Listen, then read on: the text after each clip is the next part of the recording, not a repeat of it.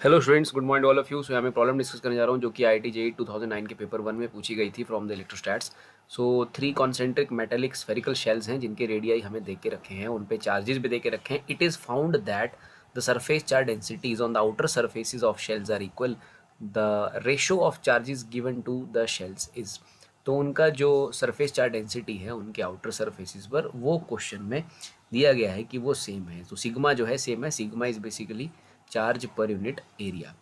तो इस तरह का क्वेश्चन है अपने पास, like this is our shell और इसका रेडियस आर है, और एक और है अपने पास इसके ऊपर, इसका जो रेडियस है वो 2r है स्टूडेंट्स, और इसके ऊपर एक और है जिसका रेडियस जो है वो 3r है। So this is r, okay, and this is 2r, और लास्ट वन इज़ 3r। सबका जो सिग्मा है वो सेम है। ओके, लेट सपोज हमने इस पर क्यू चार्ज दिया स्टूडेंट्स, मान लेते हैं इस पर क्यू चार्ज दिया। As we know that sigma is charge upon area, तो पहले वाले पे जो सिग्मा आएगा वो आएगा sigma is Q upon area, surface area, that is 4πr²। और सिमिलरली दूसरे वाले पे लेट सपोज मैं उसको Q2 लिख देता हूँ। सो इट इज़ 4π, दूसरे का जो रेडियस है वो है 2r, so it is 2r²। और तीसरे पे आएगा let suppose Q3, that is 4π 3r²। Okay, तो यहाँ से सॉल्व कर लेते हैं। अगर मैं इन पहले दो को इक्वेट करता हूँ, मान लीजिए मैंने पहले वाले पे Q चार्ज दिया है या उसके आउटर सरफेस पर Q चार्ज है, तो ये सॉल्व कर लेते हैं। यहाँ से जो Q2 है उसकी वैल्यू बनेगी, देखिए r² से r² कट जाएगा, 2 का स्क्वायर 4। सो Q2 जो है वो 4 टाइम्स फर्स्ट स्फीयर रहेगा, तो इसको नोट कर लेते हैं।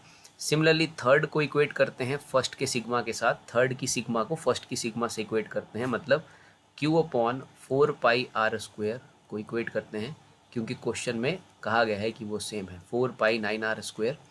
तो यहाँ से ये कट जाएंगे। सो आपके पास जो Q3 है, आपको ये पता चला कि Q3 जो है वो 9 टाइम्स Q है। Okay, 9 times Q। तो ये हमें उनके बीच के रिलेशन पता चल गए गिवन कंडीशन के अकॉर्डिंग। अब देखिए, अब पूछा गया है कि हमने उनको चार्ज कितना दिया था।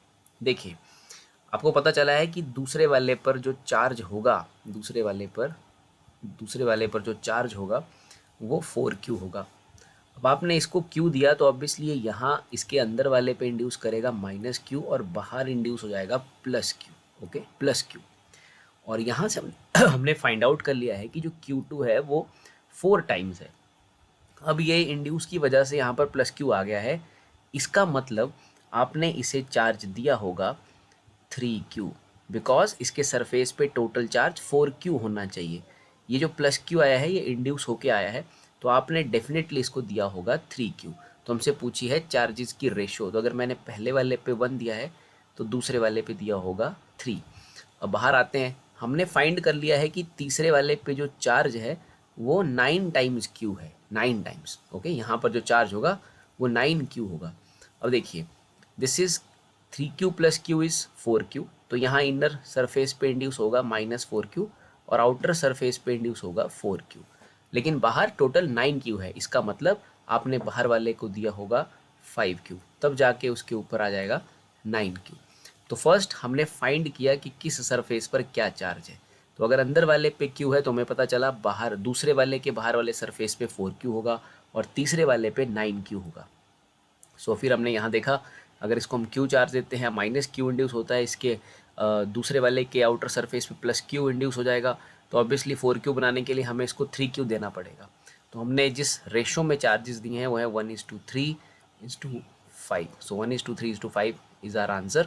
सो ध्यान रखिएगा, इसमें ये नहीं पूछा गया है कि किस रेशो में चार्जेस हैं, ये पूछा गया है कि किस रेशो में इनको चार्जेस दिए गए हैं, charges given to the shells.